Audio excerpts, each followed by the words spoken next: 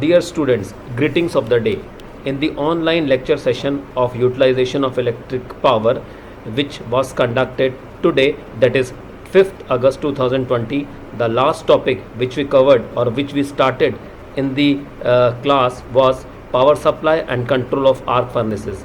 And that too, that this topic only we initiated. We have not covered this topic at length or in depth.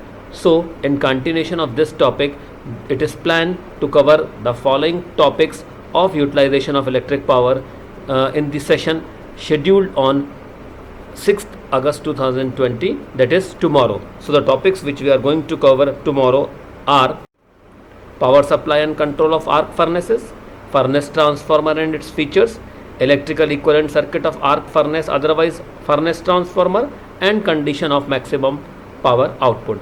So it is planned to cover these topics tomorrow, that is 6th August 2020.